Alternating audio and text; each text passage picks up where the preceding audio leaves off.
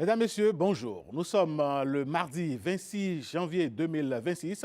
Merci de nous rester fidèles. C'est bel et bien votre émission. Bonjour le Bénin, bonjour à tous et à toutes, quelle que soit votre position. Est-ce que vous savez, Mesdames, Messieurs, que le sommeil pourrait être, sinon est un besoin important, je dirais même vital pour votre bébé. Si l'enfant ne dort pas bien, cela pourrait créer d'autres problèmes. Comment est-ce que vous pouvez arriver à maîtriser son rythme de sommeil? Comment pourrez-vous aider votre enfant à pouvoir mieux dormir pour bien se porter?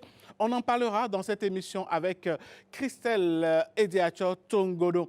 Lors de la CAN Maroc 2025, un Béninois s'est lancé le défi de marché de Cotonou pour Rabat. Quels étaient les objectifs de son challenge et après la réussite, quel sentiment l'anime? Mesdames, Messieurs, Ania Bossou Amandine se fera le plaisir de le recevoir sur ce plateau pour qu'il partage avec nous son expérience.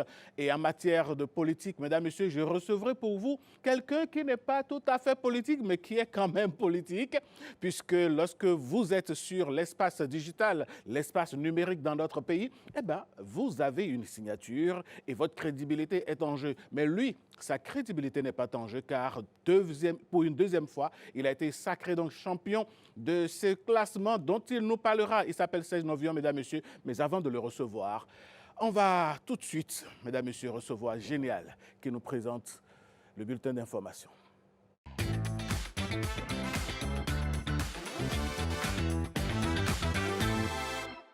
Très heureuse de vous retrouver ce matin, Madame, Monsieur, bonjour. Un regard sur le processus électoral pour ouvrir ce bulletin. Vous le savez, nous sommes toujours dans l'attente des résultats des communales du double scrutin du 11 janvier dernier. Et certaines étapes clés peuvent faire l'objet de contestations conformément à la loi. Mais à quel moment précis un acteur politique ou un citoyen peut-il saisir la justice électorale? Quelles sont les phases contestables? Élément de réponse avec Gilles Badé, l'expert constitutionnel, est au micro de Marcel Arossi et Renaud Akakbon le suit. Lorsque les règles de la compétition électorale qui ont été fixées ne semblent pas avoir été respectées par tel ou tel acteur, les autres, puisqu'il s'agit d'une compétition, sont libres de soulever cette irrégularité devant le juge électoral. Donc, les contestations peuvent porter sur tout. Les contestations peuvent porter sur la manière dont on a fait les affiches, la manière dont les documents, le matériel électoral a été déployé, la manière dont le bureau de vote est composé, parce qu'il y a un nombre donné de bureaux de vote qu'on doit composer, la manière dont le matériel est disposé pour respecter le secret du vote, la manière dont les membres du bureau de vote acceptent, les représentants des candidats dans les bureaux de vote, acceptent leurs observations à mettre dans les enveloppes, la manière dont on fait le dépouillement, dont on compte les voix, la manière dont on dit que tel bulletin est nul ou pas, la manière dont on fait les calculs pour dire que voici les résultats, l'obligation que l'on a d'afficher ces résultats devant chaque bureau de vote, les conditions dans lesquelles le matériel et l'ensemble du dispositif électoral est amené au niveau de l'arrondissement, la manière dont le coordonnateur d'arrondissement fait la compilation, fait les votes, donne les récépissés ou les duplicata à chaque représentant de candidat, les affiches, la manière dont tout ce stock de documents ou de matériel électoral est conduit jusqu'à la Commission électorale nationale autonome, la manière dont la Commission électorale fait ses calculs généraux et tout ça. Voilà, toutes les étapes du scrutin peuvent faire l'objet de contestation parce que si vous prenez le code électoral, il est dit en détail ce qu'il faut faire. Dès que quelqu'un ne fait pas quelque chose comme il est dit, on peut supposer que la personne a envie de frauder. C'est une présomption. Il faut aller faire vérifier cette présomption au niveau du juge. Le juge peut dire non, c'est une fausse alerte. Le juge peut dire oui, il y a irrégularité, mais elle n'est pas grave pour qu'on annule le scrutin. Ou le juge peut dire ah oui, vous avez bien fait de nous saisir parce que nous avons constaté un nombre important d'irrégularités qui justifient l'annulation. Deux officiers des forces armées béninoises montent en grade, tous deux chefs d'état-major, l'un de l'armée de terre et l'autre de la garde nationale. La cérémonie officielle de port de galon s'est tenue dans l'après-midi de ce lundi au ministère de la Défense nationale. Le point ce sera avec Ghislain Poguet et François Issou. La cérémonie démarre par la salutation des couleurs nationales, l'étendard tricolore. Une cérémonie officielle qui élève des officiers dans la hiérarchie militaire. Deux officiers tous les deux chefs d'état-major. Il s'agit du général de division Abou Issa, élevé au rang de général du corps d'armée, et du colonel Faizoun Goumina, élevé au rang de général de brigade. Le général Abou Issa est le chef d'état-major de l'armée de terre. Il est connu pour être un officier général qui a de la poigne. L'ancien du Britannique militaire de Saint-Louis au Sénégal est titulaire du diplôme de guerre obtenu à Beijing en Chine. Il arbore aujourd'hui les épaulettes de général de corps d'armée, 4 étoiles sur chaque épaule. La présente cérémonie est une véritable ode à l'excellence, car elle célèbre des trajectoires remarquables de service, de commandement et de valeurs républicaines. Le désormais général de brigade Faizoun Goumina est le chef d'état-major de la Garde nationale. La Garde nationale, la dernière armée créée par le chef suprême des armées, est projetée au nord du pays, sur le front du terrorisme. Il a la réputation d'homme rigoureux. L'ancien enfant de troupe du Britannique militaire de Bembereke est connu pour son goût des études. Par ses nominations, le président de la République renforce les armées béninoises et donne par le même coup un signal fort. Il veut que les forces armées béninoises demeurent loyales et républicaines. Quand tout change, que fait-on de l'expérience à l'ère où les algorithmes dictent presque tout? Les chercheurs s'arrêtent pour écouter ceux et celles qui ont vu le temps passer, venus du Togo, du Congo, du Sénégal, de la Martinique et de la France. Ils réfléchissent sur la place des seniors dans une société en pleine mutation. La conférence régionale sur le développement de l'université du troisième âge en Afrique de l'Ouest et centrale s'est ouverte à l'université d'Abomey-Calavi. Evariste Zomaron et Ulvaeus Balogun nous en disent plus dans ce reportage. Pendant 2 jours, l'université d'Abomey-Calavi devient le carrefour régional de la réflexion sur le vieillissement actif. Experts, universitaires et acteurs sociaux sont réunis ici autour d'un même objectif, valoriser les compétences des seniors et renforcer le dialogue interrégional. Les personnes âgées sont des personnes ressources, ce sont des personnes qui sont là pour apporter à la jeunesse l'enracinement nécessaire pour pouvoir produire des fruits et réussir. C'est une nécessité sociétale, parce qu'une société qui n'écoute plus ses aînés est une société qui répète ses erreurs en croyant innover. L'événement qui nous réunit aujourd'hui constitue ainsi un grand rendez-vous d'échange d'expériences entre les personnes âgées du monde, de l'Afrique et du Bénin. Au cœur des échanges, plusieurs enjeux majeurs. Repenser la place des seniors dans la société, reconnaître leurs compétences, mais aussi leur contribution au développement. Et l'expérience béninoise, portée par les politiques publiques, trouve pleinement sa place au cœur de cette dynamique. Cela passe notamment par le renforcement du cadre légal de protection des droits des personnes âgées, le renforcement des politiques de protection sociale en faveur des personnes âgées, le soutien aux initiatives de formation-apprentissage tout au long de la vie, telles que les universités du troisième âge. Je suis sûr que nous allons tracer ce qu'on appelle en anglais le roadmap, la feuille de route, pour faire en sorte que le Bénin devienne un hub, un point focal pour le développement des universités du troisième âge en Afrique. La réflexion est ainsi engagée pour transformer l'espérance de vie en opportunité et faire des aînés des acteurs à part entière du progrès.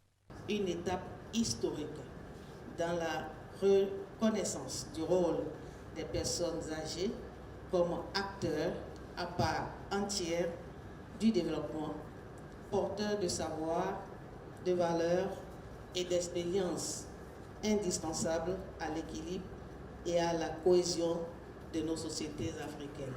À travers cette conférence régionale, les acteurs posent les bases d'une meilleure intégration des personnes âgées dans les politiques éducatives et sociales. L'ambition étant de faire de l'université du troisième âge un véritable levier de développement humain.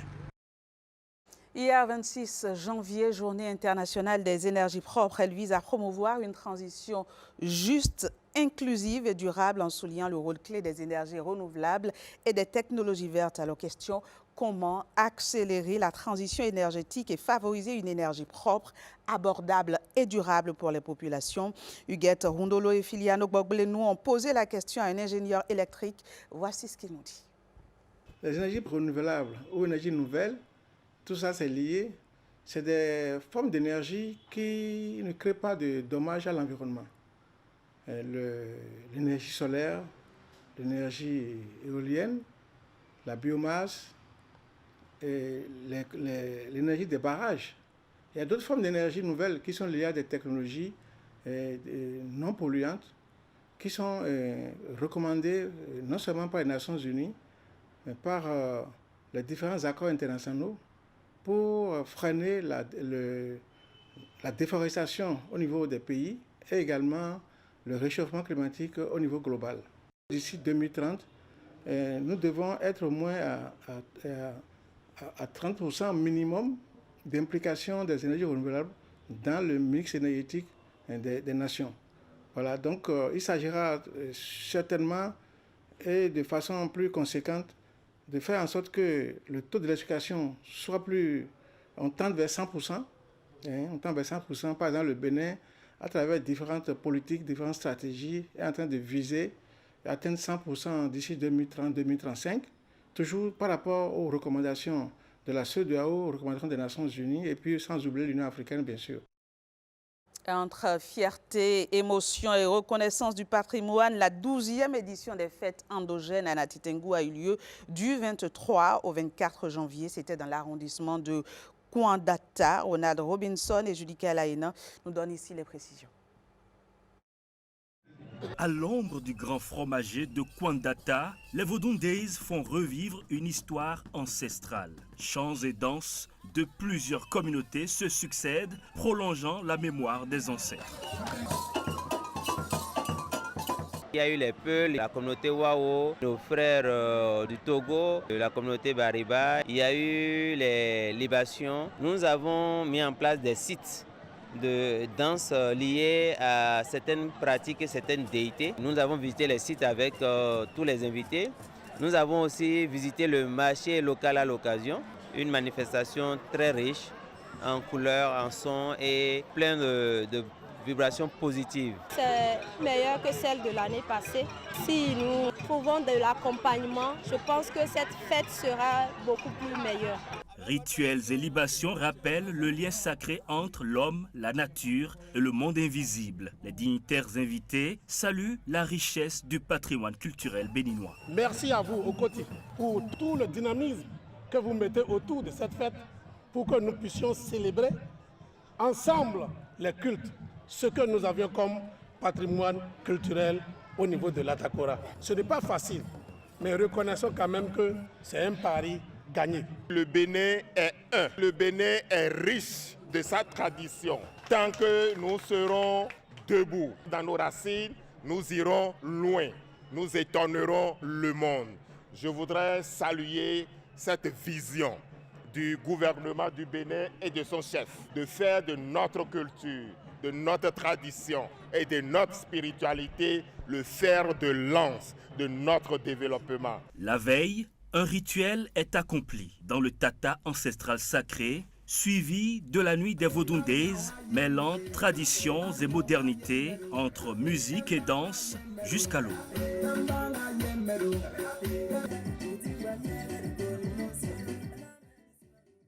Allez, on parle sport dans ce bulletin. 27e championnat d'Afrique des Nations de hand senior homme.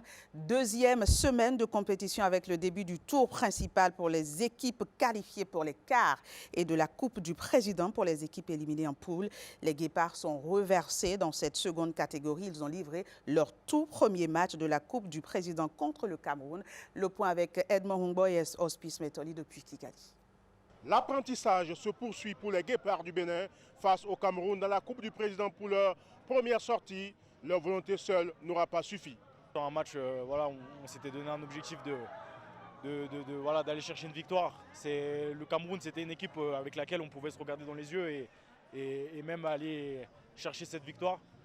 On n'a pas respecté les consignes qui ont été mises en place. Le staff a mis des choses en place à la vidéo. Malheureusement, on a manqué de discipline. Dans la compétition principale, les Guépards ont enchaîné 3 défaites face au Cap-Vert, face au Congo et bien sûr au Maroc. Dans cette seconde compétition réservée aux équipes les moins fortes du tournoi, le Bénin va jouer prochainement le Congo. Obligatoirement, on doit aller chercher cette victoire contre le Congo. On a montré qu'on pouvait les accrocher et là, je pense que maintenant, on a l'expérience pour aller chercher quelque chose contre eux. Un Congo que le Bénin a déjà eu à jouer dans le tour principal. Défaite avec 4 buts d'écart. Dans ce tournoi, le Bénin va devoir rehausser son niveau pour pouvoir accrocher sa première victoire dans la Coupe du Président. Dans la fin de ce 7h, merci de l'avoir suivi. On se retrouve demain. Alain, c'est à vous. Ah oui, demain, on est au rendez-vous. Toujours. Bonne journée à vous, génial. Merci. Mesdames, Messieurs, voilà, c'était là donc l'information matinale avec Génial Afoura Monsi Agboka. Et tout de suite, place à l'instant politique.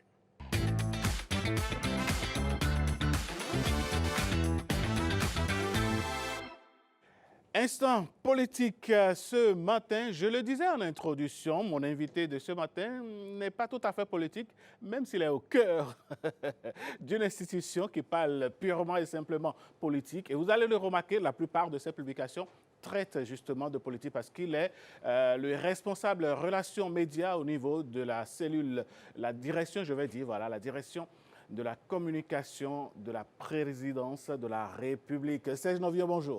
Bonjour, Monsieur Sochoumet. Comment allez-vous? Ça va très bien. Quel sentiment a-t-on lorsque l'on est responsable d'une certaine manière de l'image et de la politique du premier des Béninois? C'est un plaisir et un grand plaisir de travailler surtout avec le président Talon parce qu'en tant qu'homme des médias, nous avons eu la chance d'apprendre au jour le jour, aux côtés de ce monsieur, d'affiner un peu ce que nous avons appris à l'école et ce que nous avons l'habitude de faire dans le domaine. D'accord. Alors, ce matin, nous parlons d'influence digitale. Qu'est-ce que c'est? L'influence digitale, Monsieur Sochoumen, je dirais tout simplement que ce n'est pas le fait d'être connu, c'est le fait d'être écouté. C'est une façon d'orienter l'opinion des gens et une autre façon de susciter une réflexion à travers un écran. Voilà, ce qu'on peut brièvement appeler influence digitale. Alors, pour la deuxième fois consécutive, vous êtes à la tête du top 200 de l'influence digitale, je vais dire, selon le classement Favicon. Parlez-nous de ce classement. Merci beaucoup.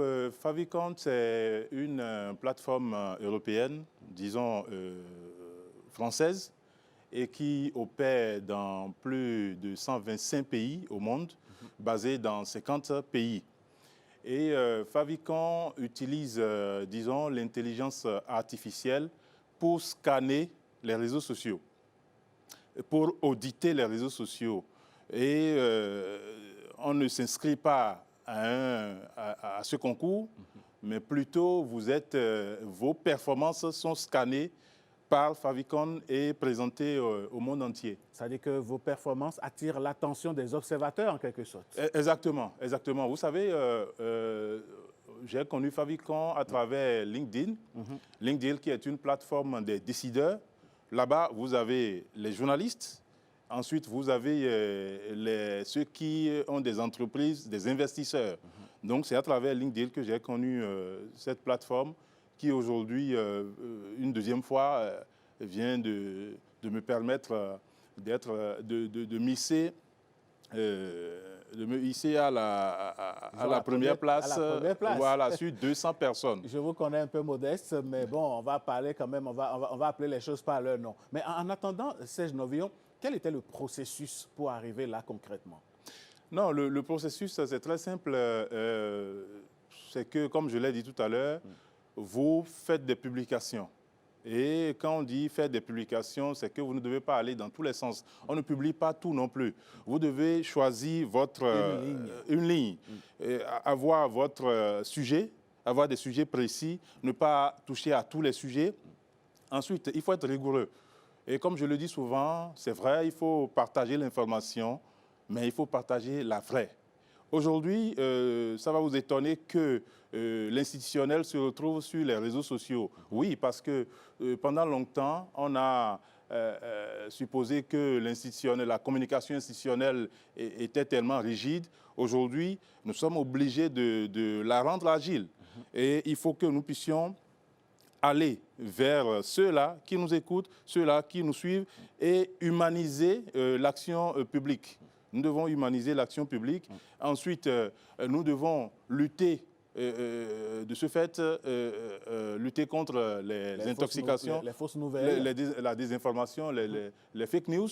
Et puis après, vendre notre pays à travers les différentes plateformes qui sont mises à notre disposition.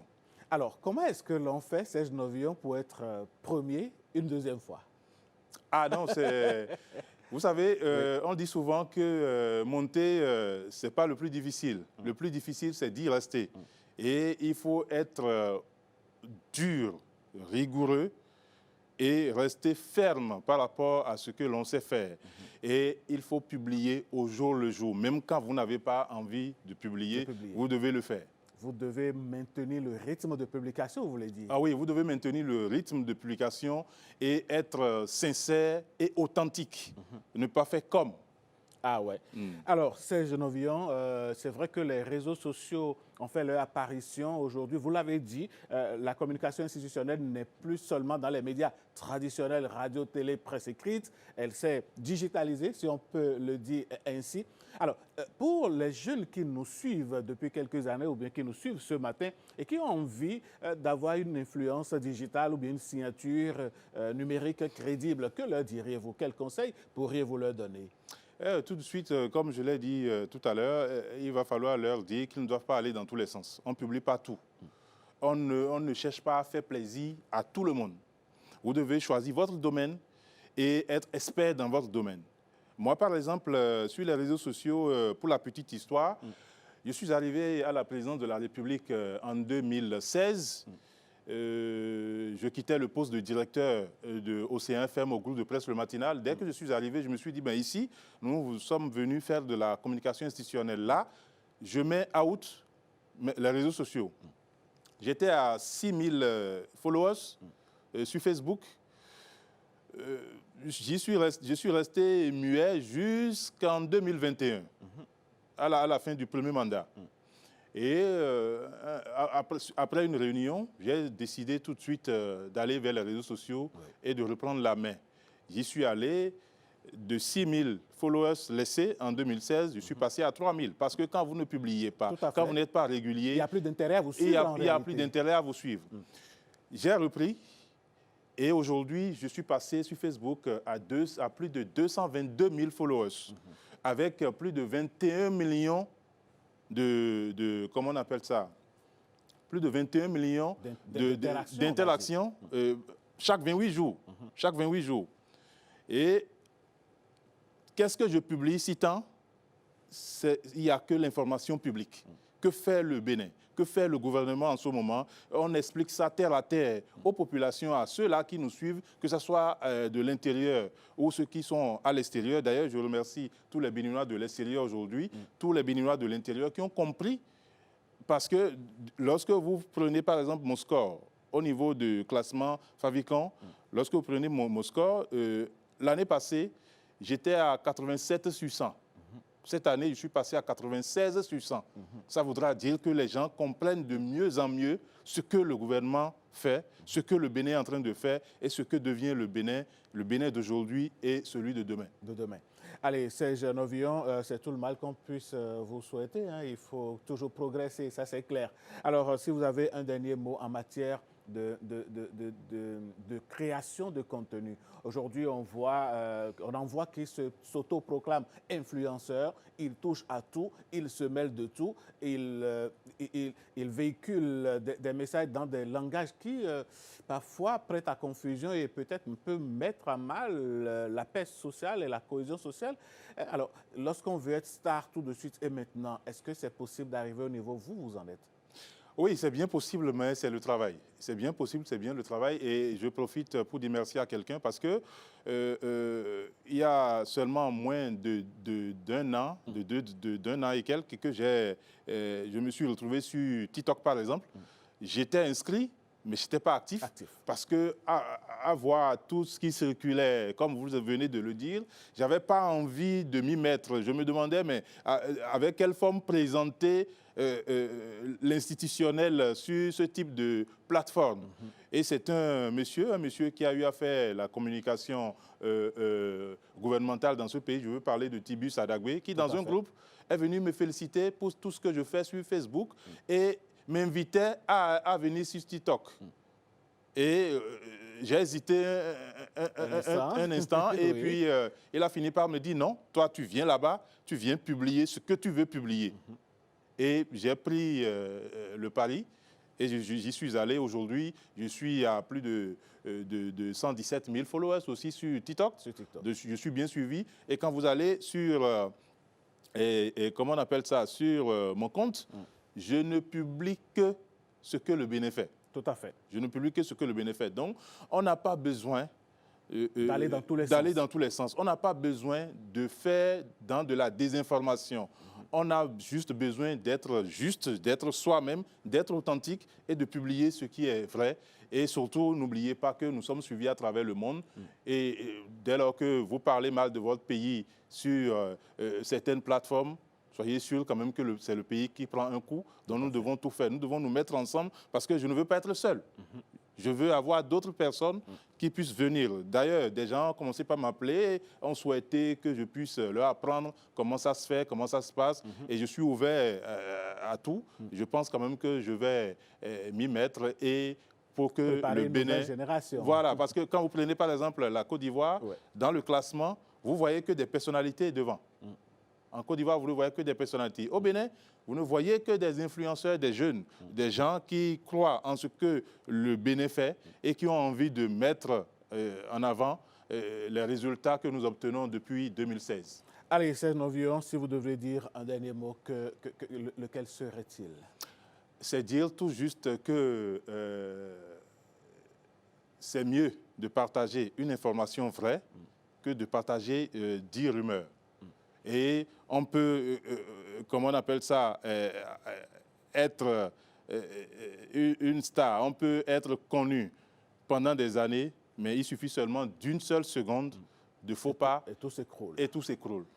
Il faut donc faire très attention. Serge Novion, merci d'être passé. Merci, c'est un plaisir. Et disons, dites nos salutations à toute l'équipe de l'autre côté. L'équipe vous salue. Allez, mesdames, messieurs, c'était là donc notre invité spécial ce matin, Serge Novion, qui nous parlait donc de son sacre pour la deuxième fois consécutive au niveau du classement Favicon 2025. Si nous voulons être de bons influenceurs, eh bien, publions ce qui est acceptable, publions ce qui rend le pays fier. Et puis, de toutes les façons, ce que nous faisons, nous avons peut-être parfois l'impression d'être délaissés, de ne pas être observés. C'est tout le contraire.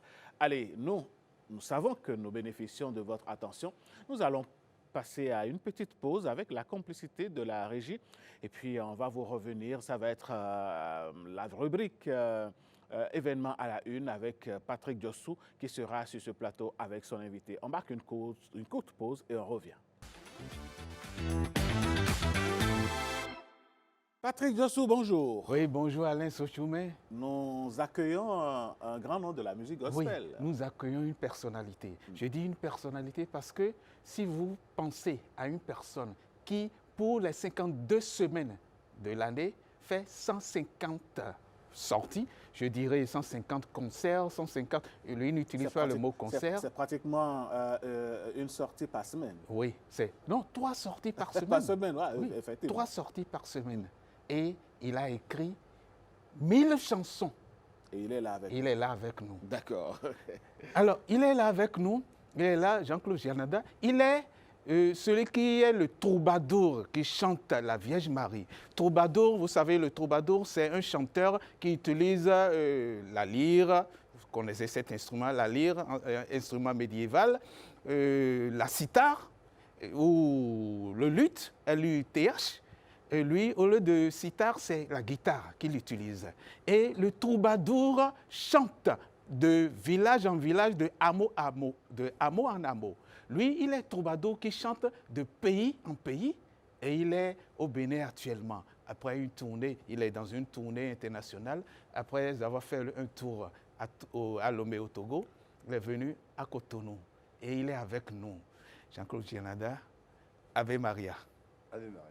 Oui. Alors, je dis Ave Maria parce que vous chantez la Vierge Marie. Et je dirais, ce n'est pas une chanson, mais ce ne sont pas des chansons, ce sont des prières. Parce que c'est ça que vous considérez. Vous ne faites pas de concert. Dites-nous, pourquoi vous dites que vous ne faites pas de concert?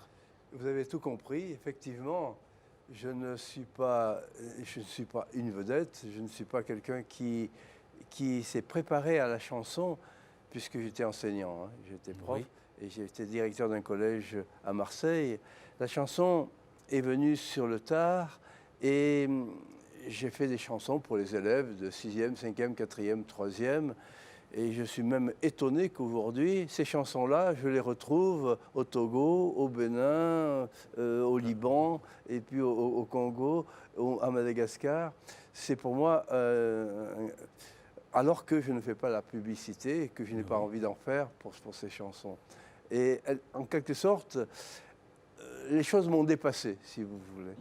Oui, les choses vous ont dépassé, mais elles ne vont pas nous dépasser. Et on commence déjà par dire « Je vous salue Marie ».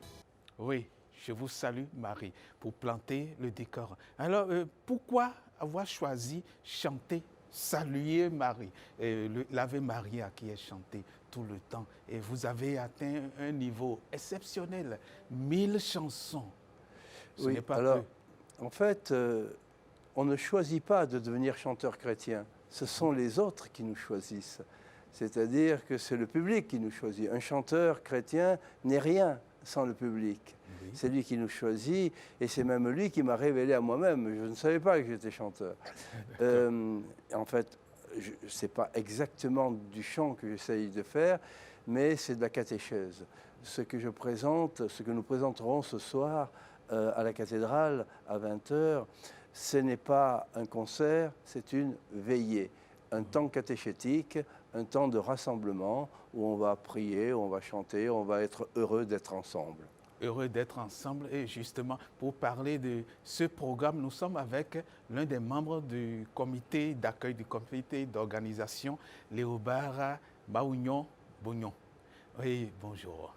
Oui, alors vous êtes chef de chœur, un grand chœur qui va accompagner le troubadour. Dites-nous un peu comment ça va se passer dès ce soir déjà.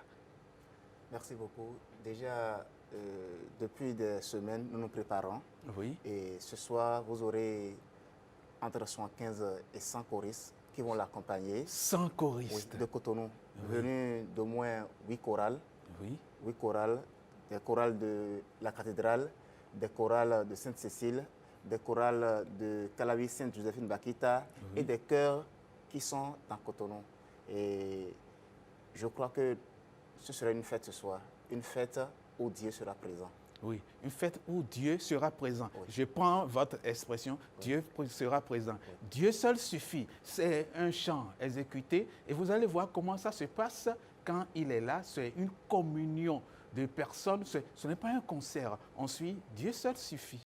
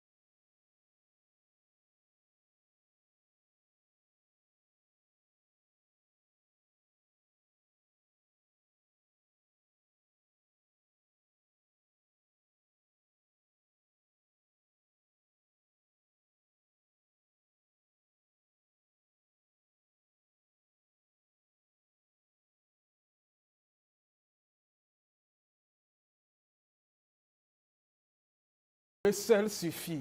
Dieu seul suffit. On prend juste des petits extraits pour pouvoir un peu plus parler. Alors, Dieu seul suffit, vous avez dit lorsque vous étiez en train d'exécuter le chant, que ce n'est pas un chant directement, ce ne sont pas des paroles de Marie, mais d'une sainte. Parlez-nous un peu de ce chant qui vous permet de replacer la Vierge Marie dans un contexte un peu plus large.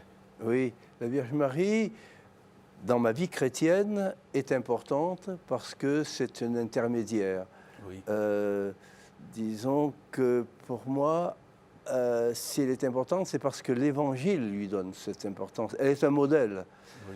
Un modèle qui vient à notre secours. Ils n'ont plus de vin, Cana. Nous, aujourd'hui, nous manquons du vin de l'espérance. Nous n'avons plus le vin de la fraternité. Nous n'avons plus le vin de la tolérance.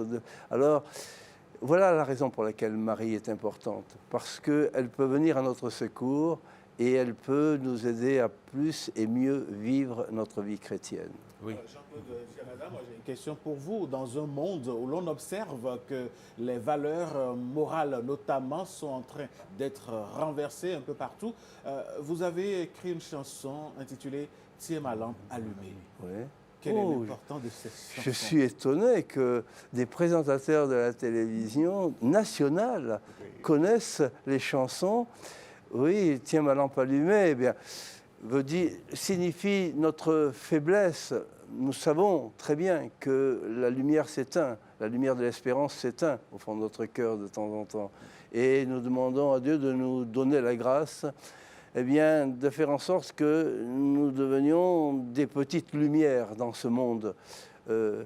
Au chapitre 5, verset 14 de Matthieu, Jésus nous dit « Vous êtes la lumière du monde ».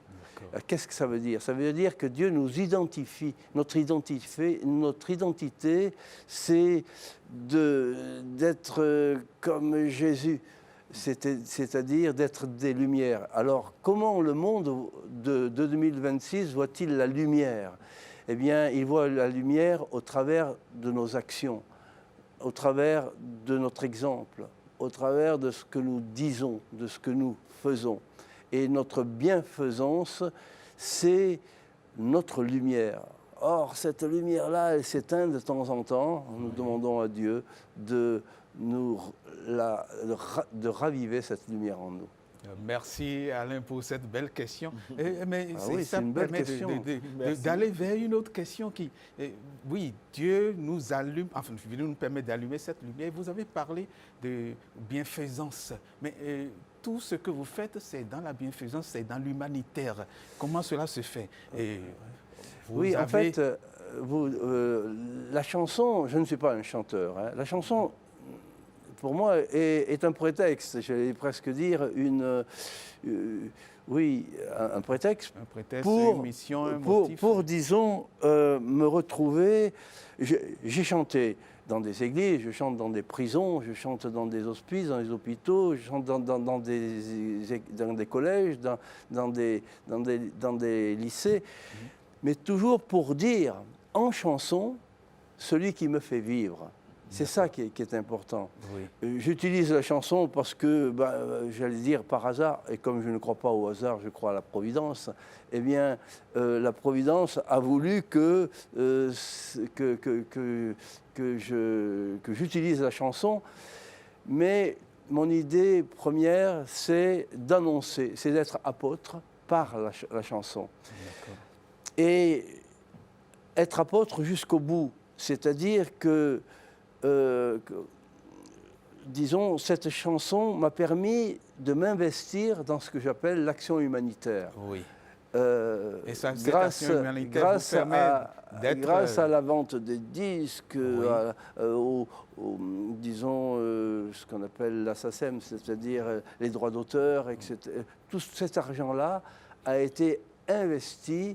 On a construit un orphelinat au Togo, à Palimé exactement, mais tout cet argent-là, il va dans des œuvres humanitaires telles que, au Liban par exemple, où il m'arrive d'aller régulièrement, au Congo, au Madagascar, tous ces pays-là.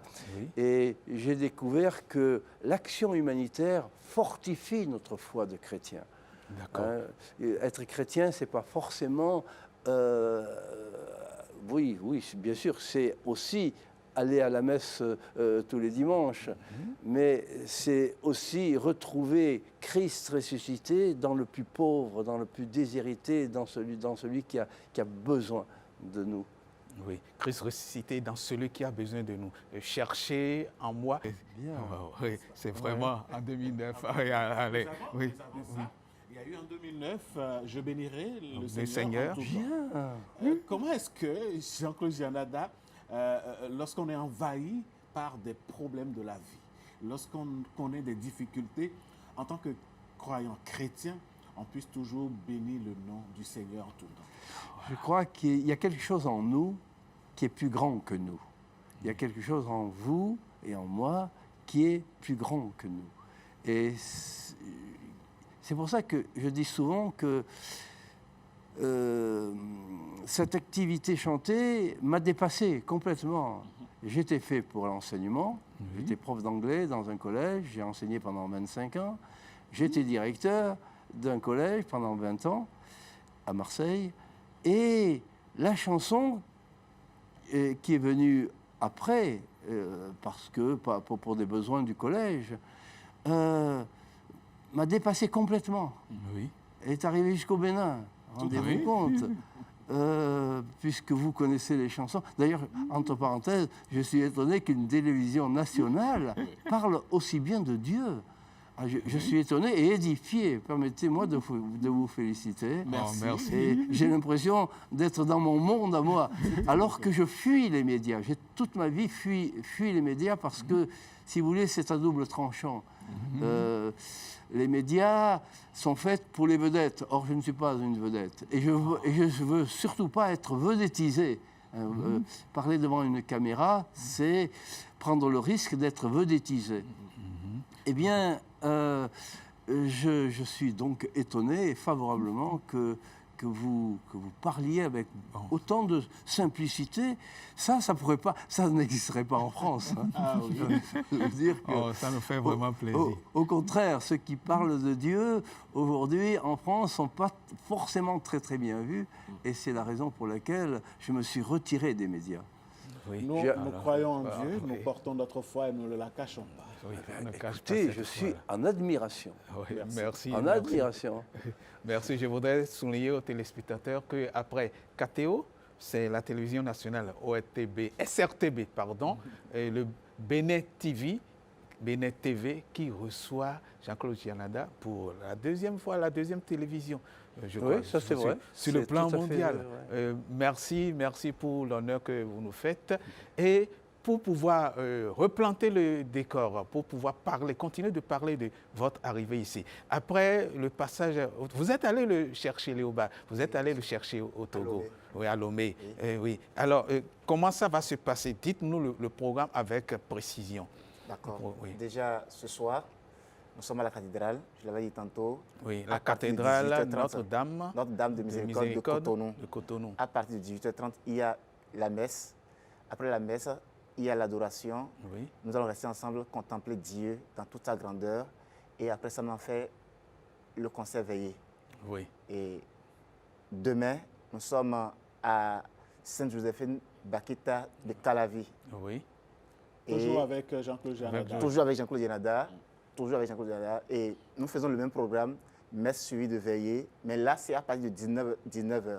La messe commence à 19h, suivie de l'adoration et du concert veillé. Qui sont ceux qui sont invités? Tout le monde, tous les chrétiens, tous les musulmans, tous ceux qui veulent adorer Dieu dans toute sa splendeur. Il n'y a pas de limite. Âge, sexe, il n'y a rien. Venez seulement. Parce que l'Église, pour le thème de cette année, dit « Donnez-leur vous-même à manger ». Et le thème même de la tournée, c'est « Vous êtes la lumière du monde ». Et il a dit tantôt que nous sommes la lumière. Dieu a mis quelque chose en nous pour pouvoir éclairer ce monde. Et après Bakita, le jeudi, nous serons à Sainte-Cécile. On revient à Cotonou. Oui. On revient à Cotonou et à Sainte-Cécile, la paroisse qui est... oui, au quartier Sainte-Cécile. Oui, et on se voit encore là pour le même programme, toujours avec Jean-Claude. Et ce serait d'ailleurs l'apothéose. Ce sera son dernier jour de tournée et nous allons voir ce qui va se passer. Il y aura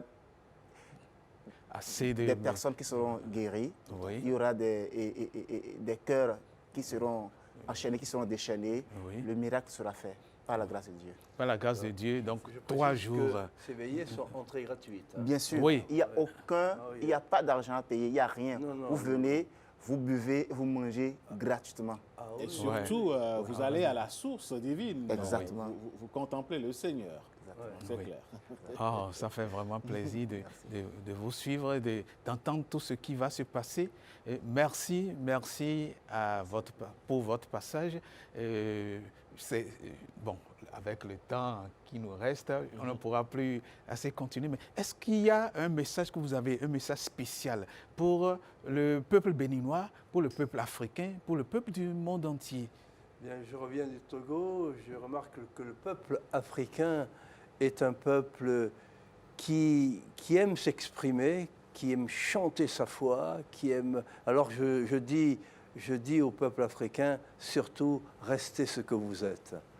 Nous sommes, nous, tombés en Europe dans une déchristianisation galopante et je constate qu'en même temps, eh bien, nous sommes malheureux. C'est-à-dire que les problèmes de violence, les problèmes d'égoïsme ont ressurgi en même temps que la déchristianisation. Je dis que l'Évangile nous aide à vivre des valeurs, les valeurs de la fraternité, les valeurs de la tolérance. Et au peuple africain, surtout, restez ce que vous êtes. Oui, merci. Oui, justement, avec ce merci, on suit ce morceau qui nous permet de dire merci à tout le monde, merci à la Vierge Marie, merci à Alain Sochoumé, merci à la SRTB, merci à Bénin TV. Merci. Allez, merci à vous. C'était là donc l'événement à la une avec Patrick Diossou et son invité Jean-Claude Gianada. Vous avez eu tout le programme, vous avez l'occasion de célébrer le Seigneur, de contempler sa grandeur dans sa présence et surtout avec l'intermédiaire et l'intervention, je vais dire, de la Vierge Marie, cette bienheureuse mère qui n'abandonne jamais ses enfants. Et ce que nous n'abandonnons pas ici, c'est aussi notre fine fleur à qui nous dressons le tapis pour réussite.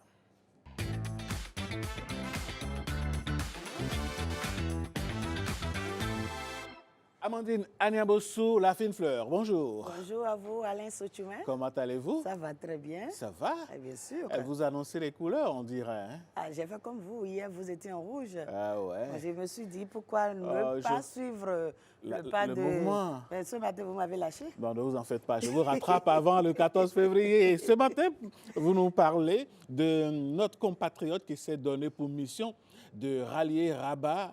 De rallier, oui, Rabat à Mâche. À Mâche.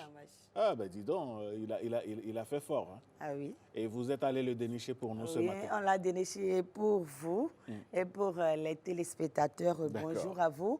Et comme vous le savez, le football, c'est le sport roi. À travers le monde, il déclenche des émotions incroyables et renforce le sentiment d'appartenir à une nation. Et ce n'est pas seulement un jeu, il suscite également des enjeux. Il ne se limite plus seulement à ce que l'on voit, mais aussi à ce que l'on ressent, qui peut nourrir des défis sans précédent. Et c'est le cas de M. Sylvain Bossouvi, qui s'est engagé dans un défi pédestre exceptionnel entre Cotonou et Rabat pour aller soutenir les Guépards du Bénin à la CAN Maroc 2025. Il est parti de Cotonou le 9 octobre 2025 et a parcouru plusieurs capitales africaines. Je vous laisse suivre un peu son parcours à travers ce petit élément. Avec nous ce matin sur ce plateau, M. Sylvain Bossouvi, bonjour à vous. Bonjour, madame la journaliste, bonjour, chers téléspectateurs. Vous êtes avec nous ce matin pour évoquer votre expérience. Dites-nous déjà, avez-vous l'impression d'avoir relevé ce défi que vous vous êtes fixé? Bon, d'abord, je vais remercier le Dieu Tout-Puissant et les membres de nos ancêtres qui m'ont soutenu et accompagné sur ce projet. Je pense, comme notre président l'a dit, M. Guillaume Atanas Talon, nous devons être fiers d'être béninois et représenter un peu partout où on passe le Bénin fièrement. Oui. Donc je suis content et heureux d'avoir réussi, d'avoir fait connaître un peu, un tant soit peu, le Bénin aux autres continents pour montrer que nous aussi nous existons. Et quelle est donc la portée de votre initiative? Pourquoi avoir décidé de marcher de Cotonou à Rabat?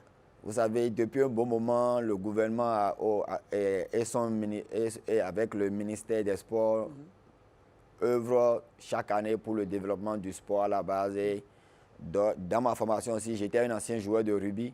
J'ai eu à jouer au rugby pendant presque toute ma jeunesse et à un moment donné, il faut arrêter et passer à autre chose. Donc, j'ai commencé par faire du trail, courir et marcher.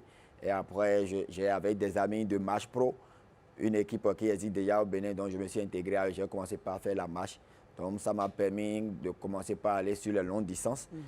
En temps, j'ai fait Cotonou-Nati à pied. Et après ça, j'ai fait de petites activités un peu partout dans le Bénin. Et mon premier challenge, c'était le Tour du Bénin à la marche pour les 60 ans de notre... C'était en 2020. En 2020, pour notre indépendance.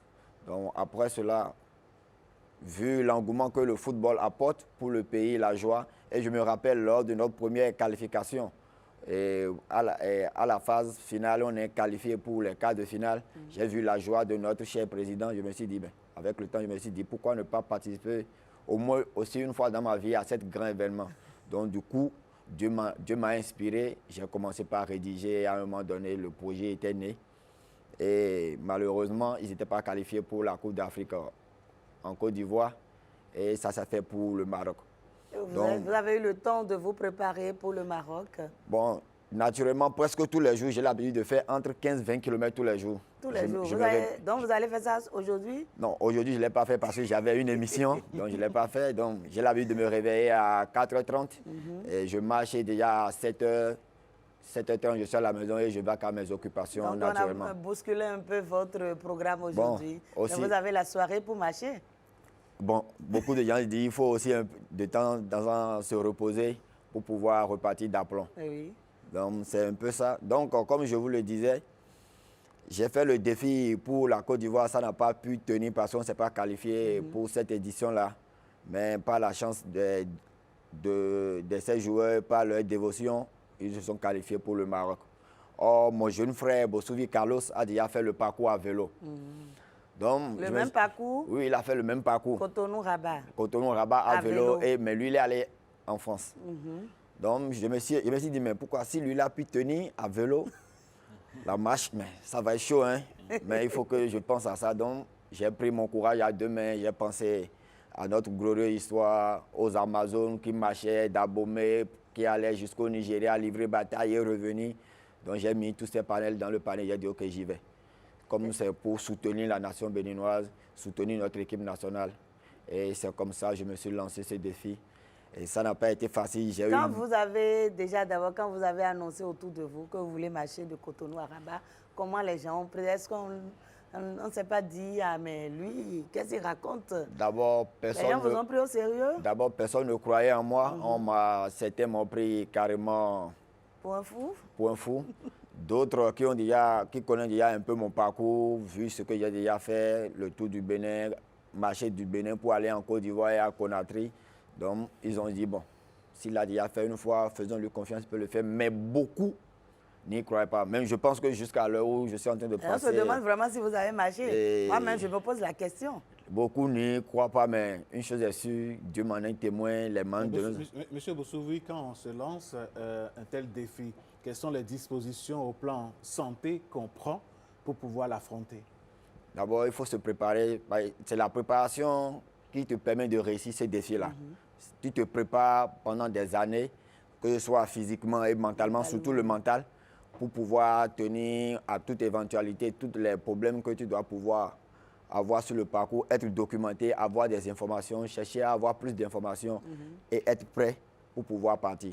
Sur le parcours, comment est-ce que vous vous organisez? Est-ce qu'il y a des temps de pause, des temps de sommeil? Comment est-ce que ça se passe de façon pratique? Bon, de façon pratique, je me suis fixé, comme j'ai dit avant de quitter le Bénin, de faire au moins minimum dans une journée, c'est 12 à 15 heures de marche par jour. Ça fait à peu près 70 km. Ça varie pour moi à peu près entre 75 et 80. Déjà? Déjà. Donc il faut se lever déjà à 5h30 et prendre la route. Et les pays dans lesquels c'est un peu difficile, tu pars au petit matin à 7h et il faut aller jusqu'à 18h, 19h. Mais les pays dans lesquels il n'y a pas trop de soucis et tout est relax. Quand vous parlez de soucis, qu'est-ce que vous mettez dedans? Quand je dis soucis, bon, actuellement, dans certains pays, il y a des crises qui sévissent.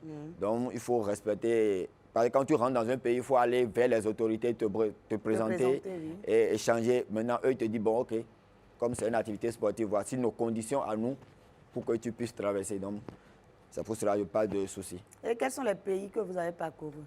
D'abord, comment avez-vous élaboré déjà le parcours? D'abord, j'ai pris une carte d'Afrique et j'ai fouillé. Après, je suis allé sur Internet. Et comme on est dans la CEDEAO, je sais que les pays de la côte se sont alignés. Donc, ça s'est fait comme ça. Vous avez fait Cotonou-Lomé? J'ai fait Cotonou-Lomé. Après, j'ai fait Enfouin et de Enfouin, je suis allé à Tablibo. De Tablibo, je suis allé à Sokodé, Kanté. Je suis allé à la frontière entre le Burkina et le Bénin. Séquencé. Arrivé à Séquencé, je suis rentré par là et j'ai traversé, je suis allé jusqu'à Ouaga. J'ai fait de petites villes, mais je ne garde pas le nom. Des fois, des noms viennent, des fois, je les oublie carrément. Donc, j'ai fait de petites villes. Vous avez fait Bobo aussi? Oui, j'ai fait Bobo. De Ouaga, je suis allé à Bobo. Et là, je suis rentré au Mali par... Là, j'ai oublié. Ce qui est sûr, vous avez parcouru l'Afrique de l'Ouest. J'ai parcouru une bonne partie de l'Afrique de l'Ouest. Et ça n'a pas... C'était vraiment... Bon, c'était vraiment... À un moment donné, c'était de l'émerveillement quand vous voyez certaines choses, la nature. Voilà, vous rencontrez des gens, vous leur racontez supposons, votre histoire par exemple. Supposons au Togo, les Béninois m'ont surpris vraiment parce que... Genre, TikTok, les réseaux sociaux ont fait leur effet, quoi. Les gens m'attendaient. À chaque étape, genre, ils veulent juste voir. Et ça vous donnait de la force? Ça me donnait de la force. D'autres m'amenaient de l'eau, d'autres me donnaient de l'argent pour m'encourager. Beaucoup d'entre eux, c'était comme ça. Même arrivé au Burkina, pour le Burkina, chaque pays, ça varie. Donc, pour le Burkina, même le président de la République s'est mené à cela. Ah bon? Il m'a permis d'être logé et ma sécurité était garantie. Au Mali aussi, c'était un peu pareil. Au Sénégal, là, c'est un autre pays. Le Sénégal est un peu plus développé, plus grand. Donc, bon, l'information n'est pas allée jusqu'à ce truc-là. Mais, à un moment donné, ça a pris. Et vous avez rencontré un peuple accueillant, les Africains? Beaucoup, presque tous les pays que j'ai traversés, j'ai été bien accueilli, bien traité. Même s'ils n'ont pas l'information, quand je commence par narrer mon histoire, d'où je viens, beaucoup disent que c'est... Et où vous allez? Et où je vais, beaucoup disent que c'est la première fois qu'ils voient un Béninois aller si loin. Donc, je dis, il y a un début à toute chose et bon, nous on est là, je fais partie. Mais tout n'a pas été rose. Quelles ont été les difficultés que vous avez rencontrées un peu sur les difficultés ont commencé d'abord au pays, parce que j'ai déposé, avant 6 mois avant l'événement, j'ai déposé mon dossier au ministère des Sports. Je suis allé vers la Fédération béninoise de football. Comme je vous l'ai dit au début, ils n'y croyaient pas. Personne n'y croyait. Oui. Personne n'y croyait. Personne n'y croyait. Bon, c'est les difficultés que j'ai eues, mais par la grâce de Dieu, je suis tombé sur des personnes de bonne volonté. Oui, mais je parlais de vos difficultés sur le trajet. Est-ce que vous avez pu facilement franchir les frontières et autres? Bon, les difficultés au niveau des frontières, ça a commencé au niveau de la Mauritanie, ce qui a fait que j'ai accusé au moins 3 semaines de retard en restant au Sénégal, mais juste après l'obtention du visa. Parce que pour traverser la Mauritanie, il faut avoir le visa, et pareil pour le Maroc aussi. Donc juste après l'obtention de mes 2 visas, là, les difficultés se sont aplanies. On va devoir exhorter les pays africains, les autres pays africains, à faire comme le Bénin. Il faut oublier cette histoire de visa là pour tous les Africains. Comme ça, on circule tranquillement. Pourquoi pas? Le Bénin l'a fait, c'est pas impossible pour les autres. C'est pas impossible pour les autres pays. Oui. Mais quand on va faire ça, bon. Entre Africains, on devait quand même circuler. En tout cas, quand on a des pays, il faut des règles également. Ça, c'est clair. Vous êtes d'accord avec moi, non? Totalement. Monsieur ok, allez-y. Oui, monsieur Boussoumi, dites-moi, quel a été l'accueil quand vous êtes arrivé au Maroc? Là, je vais dire un grand merci aux supporters. Ils m'ont vraiment bien accueilli. Là, bon, c'était de la joie, c'était de l'émotion, tout était réuni pour que la fête soit belle. On vous attendait en fait. Ils m'attendaient parce qu'ils ont entendu parler, ils n'y croyaient pas, mais à mon arrivée, dès que j'ai appelé, j'ai dit, ah, bon, je suis à tel niveau. Mais ils se sont mobilisés, il y avait la fanfare, tout, ils avaient mis tout en branle. À mon arrivée, ils ont accueilli les champions en quelque sorte. À mon arrivée, ils ont chanté l'hymne national. Bon, il y avait l'émotion. Il y avait vraiment de l'émotion. Eux-mêmes, j'ai vu de la joie sur des visages. Donc, et vous avez pu assister quand même au premier match des Guépards. Oui, je suis arrivé le jour, ils se préparaient même pour partir. Je suis arrivé à 1 heure ou bien 30 minutes avant leur départ au stade. Donc vous avez réussi votre challenge. Oui, je rends grâce à Dieu. L'objectif, c'était de participer, au moins d'être au Maroc pour le premier match des Guépards. Et ça, vous l'avez réussi. Oui, je l'ai réussi. Et quand on parle de gains, qu'est-ce que vous avez réellement gagné à travers ce challenge? Si on vous demande ce que vous avez gagné pendant, parce que vous avez marché pendant plus de 60 jours, je crois. Oui, pendant plus de 60 jours, oui. Environ, disons, 90 jours. Qu'est-ce que vous avez, en termes de gains, qu'est-ce que vous avez gagné? On ne va pas parler en termes de gains. Quand je parle de gains, ce n'est pas l'argent. Je dis en termes d'expérience, ce que j'ai gagné, bon, c'est énorme. C'est énorme. J'ai appris à résister, j'ai appris à développer une forme de mentalité quand c'est difficile. Parce que dans les coulisses, vous nous confiez tout à l'heure que si vous n'étiez pas fort mentalement, il est arrivé un moment où vous avez décidé de laisser tomber. Surtout en Mauritanie, là où il faut dormir dans le désert. Et déjà à 18 h, il commence par faire froid et il faut supporter. Mais à un moment donné, comme mon jeune frère me le dit souvent, je me suis posé la question, mais qu'est-ce qui m'a mis dans ça? Vraiment, qui m'a envoyé? Qui m'a envoyé, mais juste, genre, tu te poses la question, mais l'instant après, tu te remobilises, mais tu te dis, regarde là où tu as quitté. Regarde, il n'y a pas de retour en arrière possible. Il n'y a pas de retour en arrière possible, il faut continuer par avancer. Et si aujourd'hui quelqu'un décide de faire la même chose que vous prochainement, quel conseil avez-vous à donner à cette personne? Il n'a qu'à bien se préparer et surtout avoir des personnes qui puissent l'accompagner. Parce que de tels genres d'aventures, chez nous en Afrique, il n'y a pas souvent d'accompagnement et c'est là où c'est difficile. Une telle aventure, c'est les moyens. Parce qu'il faut prendre les visas, payer sa restauration, l'hébergement. Parce que ce n'est pas tout le temps que tu dois marcher. Lors des moments de pause, il faut payer l'hébergement. Donc, c'est des trucs qui coûtent de l'argent. Et il faut avoir... Moi, je dis un aventurier, c'est quelqu'un qui a les moyens. Tout à l'heure, vous avez dit que vous avez déposé des dossiers au ministère, mais à votre arrivée au Maroc, le ministère a pris la relève. Même bien avant mon arrivée au Maroc, dès déjà proche avec les amis TikTokers que j'ai eu la chance de rencontrer au niveau de la frontière du Maroc, quand ils ont relayé, j'ai eu le soutien, j'ai été appelé par les agents du ministère. Le ministre n'avait pas le temps, donc ils m'ont pris en charge, ils m'ont dit, Monsieur Bossouvi, quand vous traversez juste, on est là pour vous accueillir. On est là pour vous accueillir, on est là pour vous prendre en charge. Donc je remercie par la même occasion Monsieur le ministre qui a mis tout en œuvre pour que je sois bien accueilli, bien logé, bien traité et revenu aussi au pays. Et d'assurer également votre retour. Justement, parlant de retour, comment est-ce que vous avez fait pour revenir? C'est toujours par la marche? Non. Si c'est pas la marche, je serais même pas encore venu, je serais encore au Maroc à l'heure là. Donc c'est le ministre qui m'a payé le billet d'avion, qui m'a permis de revenir sain aussi au pays. Ok. Vous avez dit, vous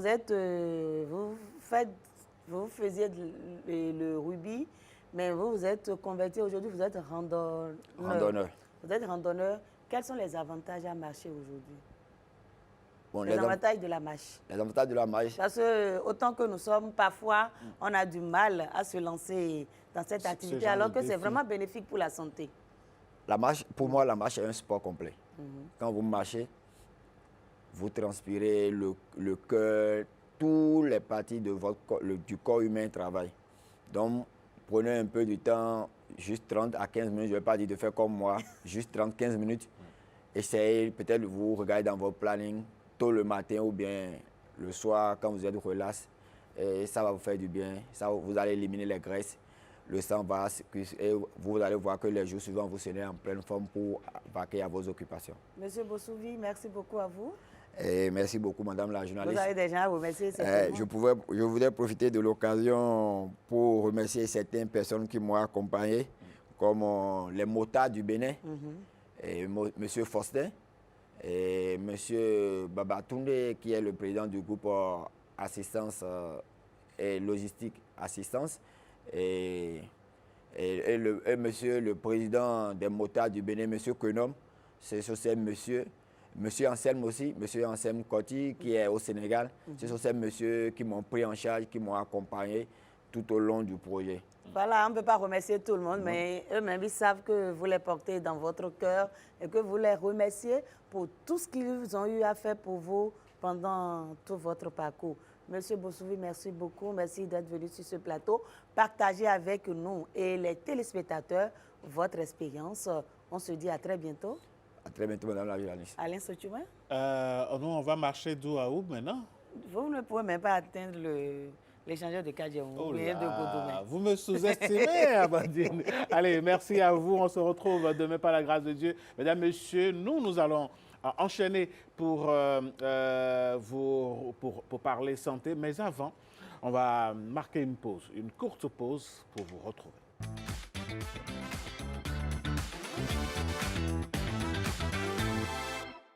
Elle est sur ce plateau, c'est un médecin pédiatre qui va nous parler du sommeil chez l'enfant.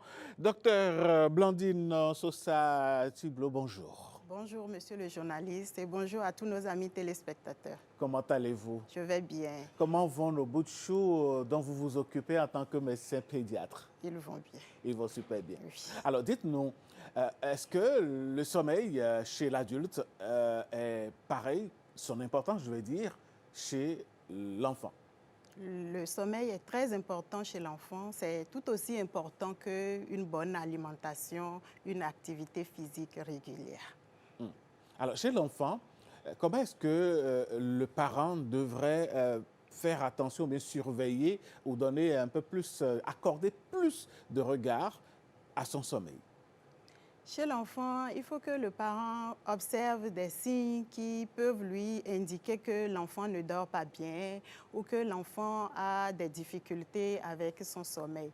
Ces signes peuvent être par exemple un enfant qui est très irritable, qui pleure tout le temps, ou bien qui en journée, il somnole de façon inhabituelle, ou lorsqu'il arrive le moment de coucher, c'est un enfant qui a peur de s'endormir, qui refuse de s'endormir, ou alors le matin, l'enfant a beaucoup de difficultés à se réveiller. Tous ces signes doivent orienter les parents à rechercher une anomalie. Alors justement, cette anomalie-là, comment est-ce que cela se traduit comment se traduit-elle cette anomalie de façon concrète chez l'enfant? Et est-ce qu'il y a des tranches d'âge sur lesquelles ces anomalies-là agissent? Ces anomalies vont agir sur toutes les tranches d'âge chez l'enfant. Et pour observer, le parent, il doit regarder, par exemple, si l'enfant a des insomnies. On parle, par exemple, d'insomnie lorsque l'enfant a des difficultés à s'endormir. C'est un enfant, vous le mettez au lit et jusqu'à 30 minutes après le coucher, l'enfant ne s'est toujours pas endormi. Ou bien c'est un enfant, il s'endort et dès la première partie de la nuit, vous voyez que l'enfant se réveille déjà. Il se réveille et il met plus de 20 minutes à se rendormir, où il a besoin forcément que vous interveniez avant qu'il ne se rendorme. Tout ça, ce sont des signes qui doivent alerter le parent. Ou bien c'est un enfant qui est très irritable et vous voyez, c'est un enfant qui au départ était déjà propre et qui à un moment donné, au cours de la nuit, recommence encore à avoir de l'énurésie. C'est des signes qui doivent alerter les parents à rechercher ce qui se passe. Quel impact le manque de sommeil ou bien les troubles de sommeil pourraient avoir sur l'enfant, surtout en matière d'apprentissage et de concentration? Pendant le sommeil, il y a l'hormone de la croissance qui est sécrétée pendant le sommeil. Il y a également la baisse de l'hormone de stress et la sécrétion de l'hormone de bien-être pendant le sommeil. Donc, vous convenez avec moi qu'un enfant qui ne dort pas bien, il aura des difficultés dans sa croissance. Il aura également des troubles de l'humeur du fait que l'hormone de stress est très élevée et que l'hormone de bien-être n'est pas assez sécrétée. Alors, souvent, chez nous, les adultes, on parle de sieste. Est-ce que les siestes sont valables aussi chez les enfants? Merci. Les siestes sont valables chez les enfants, particulièrement jusqu'à 4-5 ans. Les siestes sont très importantes parce qu'ils vont permettre une récupération d'abord physique, ils vont permettre d'améliorer la vigilance, la productivité et de booster la créativité. Après 4-5 ans, les siestes restent bénéfiques, mais jusqu'à 4-5 ans, les siestes sont très importantes pour le développement de l'enfant. Docteur, je propose que nous suivions cet élément témoin et puis on va revenir en parler plus en détail et puis je vous poserai les autres questions. Mesdames, Messieurs, on va suivre ce petit élément et on revient sur le plateau après.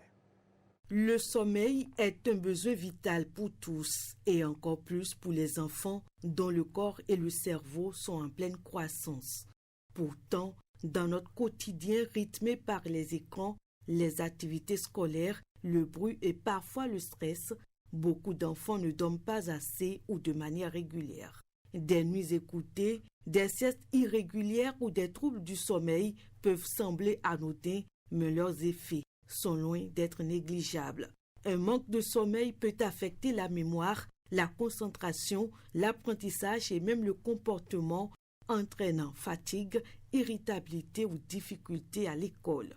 Le sommeil ne se limite pas à dormir plus, la qualité compte autant que la quantité. Des routines mal adaptées, des horaires irrégulières ou l'exposition aux écrans avant le coucher perturbent le cycle naturel et peuvent provoquer des réveils fréquents, des cauchemars ou des troubles du rythme veille-sommeil. Pour les parents, il n'est pas toujours facile de distinguer un problème passager d'un véritable trouble du sommeil. Comprendre le sommeil des enfants, c'est leur offrir toutes les chances de grandir en bonne santé et de s'épanouir pleinement. Docteur, retour au plateau, dites-nous, aujourd'hui, comme un effet de mode, la plupart des parents offrent des tablettes, des téléphones à des enfants encore en bas âge. Est-ce que cela a une relation avec les troubles du sommeil? Merci. Les écrans peuvent agir beaucoup sur le sommeil des enfants parce que la lumière des écrans, lorsqu'un enfant va être avec sa tablette jusqu'au moment de s'endormir, le cerveau peut interpréter la lumière des écrans comme s'il faisait encore jour et ça va retarder l'endormissement. En dehors de cette lumière, lorsque cet enfant, les images qu'il a vues sur cet écran, ils peuvent rendre difficile la relaxation du cerveau, ce qui va retarder le sommeil. Si les images sont choquantes, cela peut encore provoquer des troubles chez l'enfant qui peut avoir des terreurs nocturnes, qui peut avoir des réveils et il ne va pas bien dormir du tout. Le temps que l'enfant met sur l'écran, ce temps va diminuer également son temps de sommeil, ce qui va avoir après des répercussions à long terme. Il va moins dormir, il sera fatigué, il peut avoir même à long terme des maux de tête ou bien une exagération de la sensibilité à la douleur. Tout ceci parce qu'il n'a pas beaucoup dormi, parce qu'il a passé beaucoup de temps sur les écrans. Alors, docteur, c'est vrai, on parle des écrans, mais revenons au cœur du foyer, l'alimentation. Est-ce que l'alimentation a un impact sur la nature et la qualité du sommeil chez l'enfant? L'alimentation, déjà un enfant, il doit manger correctement, doit avoir une alimentation équilibrée et plus particulièrement, il est conseillé le soir de donner une alimentation assez légère à l'enfant pour permettre à l'enfant de bien dormir. Il faut qu'après le souper, l'enfant puisse avoir des activités relaxantes, quelques temps de divertissement avant d'aller se coucher, ce qui va lui permettre de mieux dormir. D'accord. Alors, on aborde justement cette question-là. Quand on est en face de troubles de sommeil, est-ce qu'il est possible de développer des routines, des habitudes pour permettre à l'enfant de vite dormir et de mieux dormir surtout? Oui. Les parents doivent essayer avec les enfants d'avoir déjà un rituel de coucher. Ils doivent déjà s'entendre avec les enfants. Le moment de coucher, c'est un moment qui est précédé, par exemple, des activités relaxantes.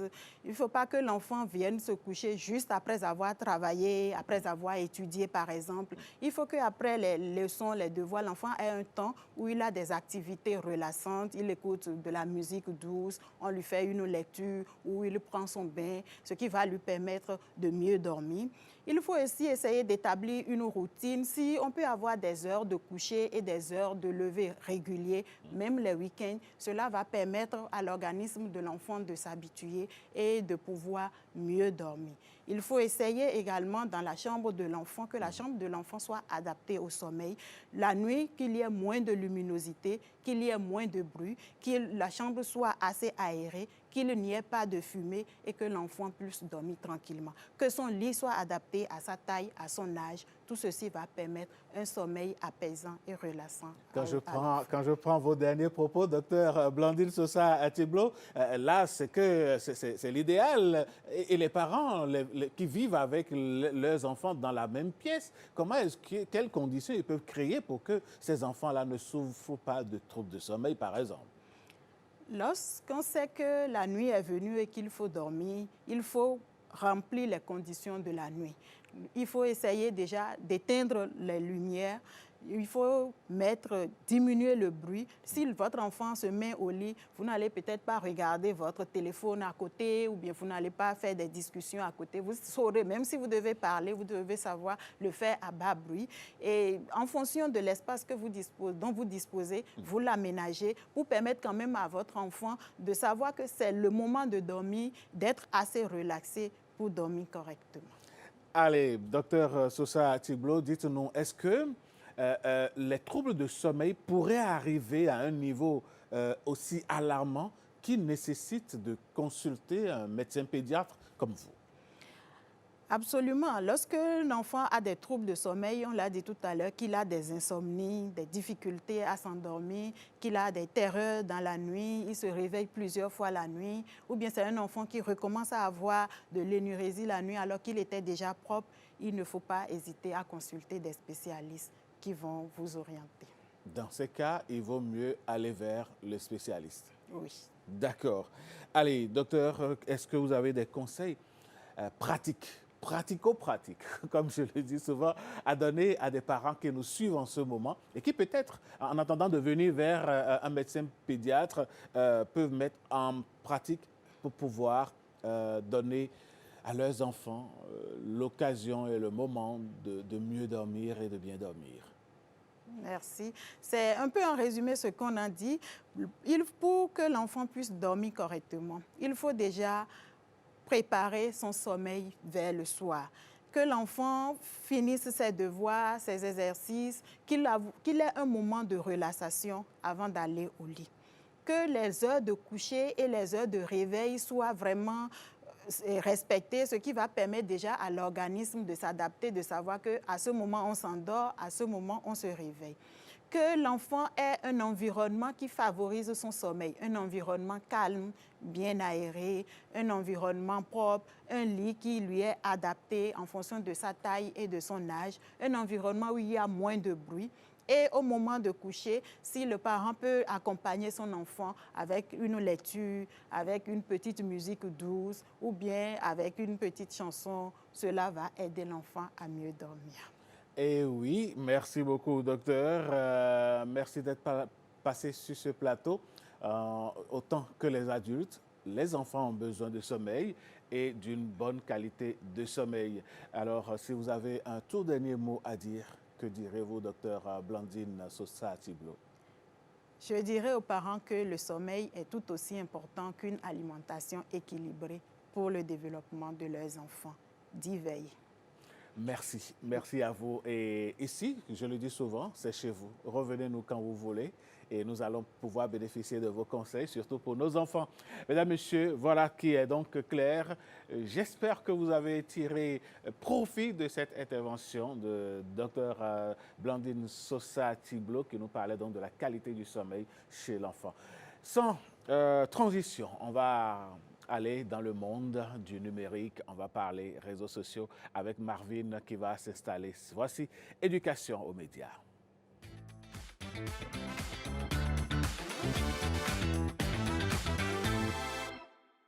Nous avons commencé par parler donc de l'intelligence artificielle générative, comment l'on peut en tirer profit et en faire même un espace, sinon un outil professionnel. Aujourd'hui, nous allons prendre un autre pan de la question avec Marvin. Marvin, bonjour. Bonjour Alain, bonjour chers téléspectateurs, j'espère que vous allez tous bien. Ça va, et vous, ça va bien? Ça va, je tiens bon. Ah, super, ça va aller. On n'a pas le choix, hein? Ouais. On doit rester debout.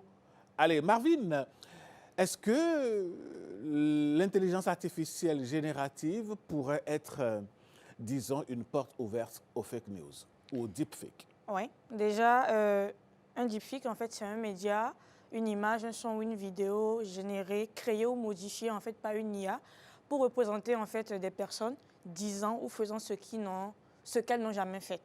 Et actuellement, c'est ce fléau-là qu'on remarque chaque jour sur les réseaux sociaux où on peut prendre Alain pour... Ce qui est déjà arrivé. Ce qui est déjà arrivé pour faire dire en fait des trucs que vous n'avez jamais dit auparavant ou faire ce que vous n'avez jamais fait auparavant.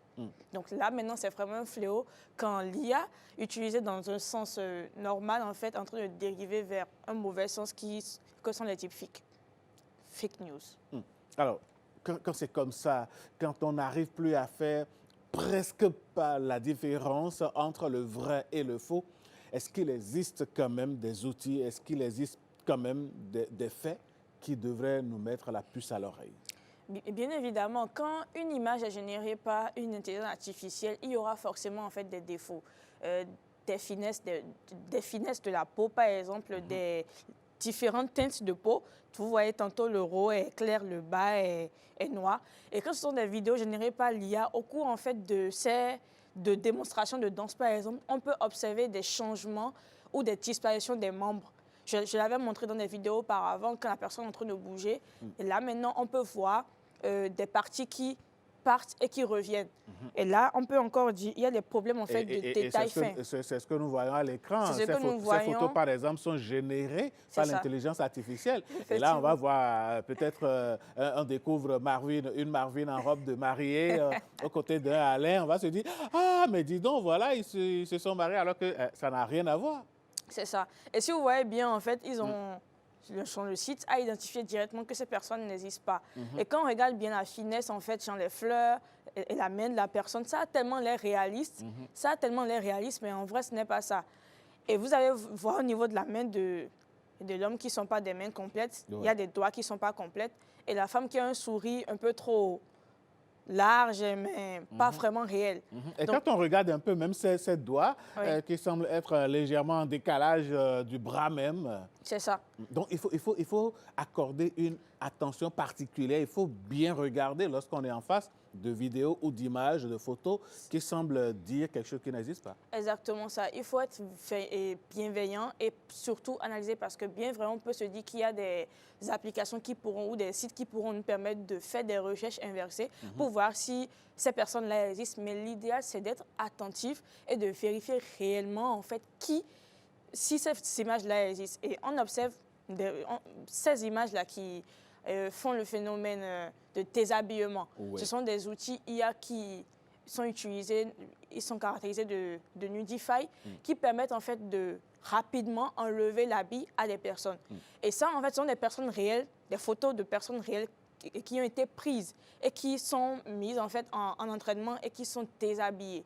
Et cela est facilité en fait quand on a tendance à exposer trop nos parties intimes sur les réseaux sociaux.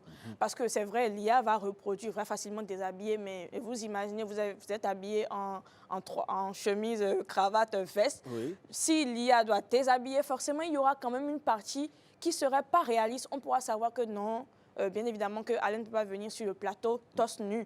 Donc, il y aura forcément ça. Mais si c'est que vous venez et que vous laissez votre bouton de chemise entrouverte et que votre peau est sortie, bien évidemment qu'il aura la couleur de votre peau réelle et pourra reproduire en fait un Alain torse nu, vraiment identique à vous, sur le plateau. Donc, ce qui fait que il faudrait limiter les images trop intimes qui montrent les parties trop intimes de nous sur les réseaux sociaux pour ne pas faciliter la tâche aux outils Nudify pour créer des deepfakes sur nous. Et quand vous parlez de Nudify, le phénomène a pris vraiment de l'ampleur ces derniers temps où des personnes sont allées à des réceptions entre amis, sorties par exemple le 31 décembre dernier et pour se faire plaisir. Et puis le lendemain, on les voit nus, en bikini ou carrément nus en tenue d'Adam. Et quand c'est comme ça, il faut savoir que l'intelligence artificielle n'est pas très loin. Alors, dans notre pays, si on revient ici, comment est-ce que l'on pourrait lutter contre la chose? Déjà, dans le cadre légal, en fait, ceux qui sont responsables des deepfakes sont des personnes qui enfreignent à la dignité humaine ou à la vie privée. Donc, avec le code du numérique, il y a des conditions et des articles qui réglementent cela. Diffuser une image d'une personne qui diffame ou qui crée en fait un contexte qui n'est pas réel peut être objet d'une poursuite judiciaire pour diffamation et atteinte à la vie privée. Tout à fait. Et là, maintenant, le créateur du deepfake peut être tenu responsable de ça parce qu'il viole la vie privée et surtout s'il fait du chantage. Parce que là, maintenant, des personnes créent des deepfakes de personnes nues et ils utilisent ça en fait pour faire de la mésinformation. Cela vire dans la sextorsion. C'est ça. Dans la sextorsion qui est un phénomène, un acte lourdement sanctionné. Tout à fait. Par les codes du numérique. Donc là, maintenant, en fait, celui qui partage sciencement un deepfake nuisible peut être condamné selon les lois sur la diffamation. On a vu ça ici. Il peut payer de 1 à 5 millions de francs CFA. Il peut avoir 6 mois à 2 ans d'emprisonnement juste s'il diffame des personnes en créant des deepfakes sur cette personne-là. Et les plateformes qui permettent aux gens de créer ces images deepfakes, bien évidemment que je ne sais pas vraiment si elles sont encadrées dans notre cadre légal, mais ces plateformes-là peuvent normalement être poursuivies pour, pour facilitation à l'atteinte de la vie privée. Mais l'autre problème, c'est que généralement, ces plateformes ne sont pas logées dans notre pays. C'est ça. Ces plateformes ne sont pas logées dans nos pays. Donc, c'est ça, je dis, si les plateformes ont des règles, si le numérique s'étend à l'international et que cette plateforme-là peut être considérée comme objet incitant ou bien amenant en fait à la création ou à la diffamation, je pense qu'on peut porter plainte ou faire une poursuite judiciaire pour réglementer tout ça en temps réel. C'est ça. Deepfake, intelligence artificielle générative, un couteau à double tranchant finalement? Un couteau à double tranchant et on a appris ce matin malheureusement le décès de notre animatrice, Alimat Gadji. Et on va observer sûrement sur les réseaux sociaux des tonnes de deepfakes qui vont circuler, des personnes qui vont générer des images avec son image disant ce qu'elle n'a pas dit ou générer des captures de son compte certifié disant qu'il faudrait qu'elle a demandé de faire telle chose ou telle chose après sa mort. L'idéal, c'est de respecter la famille des gens et de ne pas créer des deepfakes surtout autour de ce qu'on vient d'apprendre ce matin. Donc, c'est moi mon dernier mot que j'aimerais placer. Et donc, il faut savoir utiliser l'intelligence artificielle. C'est ça. Oui, quand vous en avez l'occasion et que vous l'expérimentez, vous êtes ébloui par le résultat que vous atteignez, mais il ne faut pas l'orienter dans le mauvais sens. Tout à fait. Marvin, on se retrouve demain oui. pour une autre rubrique. Incursion dans le domaine disons, du numérique. C'est ça. Allez, merci à vous, mesdames, messieurs. On va tout de suite marquer une pause, une pause pour enclencher sur la dernière ligne droite de cette émission de ce matin. Ça va être la revue de presse. En attendant donc de recevoir Marcel Arrossi, voici la pause. Il est là, Marcel Arrossi, pour la revue de presse. On va pouvoir donc savoir ce que les journaux nous proposent ce matin. Bien sûr.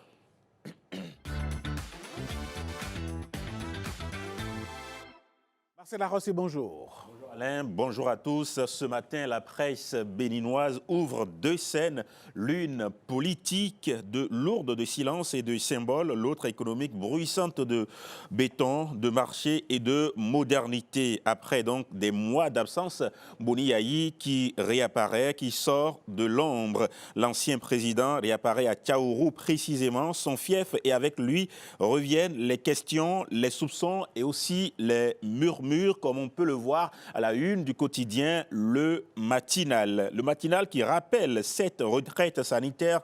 Boni Yayi l'avait annoncé au lendemain d'un choc politique majeur, le rejet des dossiers du duo présidentiel du parti Les Démocrates, faute de parrainage. Un épisode douloureux qui avait poussé l'homme à se retirer, à se taire, puis à disparaître pour quelque temps. Pour Le Matinal, ce retour est peut-être le premier pas d'un nouveau chapitre. Qui sait? Changement de décor avec Fraternité cette fois-ci.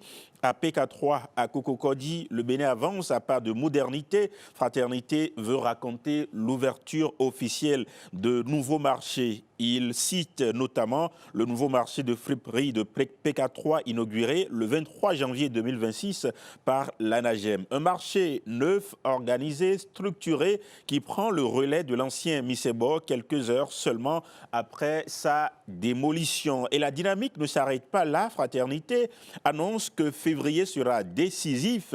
Le marché de gros d'Akasato, très attendu, devrait enfin entrer en service, un maillon stratégique pour accueillir les commerçants de Dantokpa et réguler les flux commerciaux du Grand Cotonou. Dans le même élan, le Mall Galerie du Stade Général Mathieu Kérékou s'apprête lui aussi à ouvrir ses portes. Deux infrastructures majeures pensées pour désengorger, sécuriser et moderniser davantage. Mais à Cococodi, le tableau est plus contrasté. La démolition du marché divise. Certains saluent le progrès, d'autres dénoncent une transition brutale.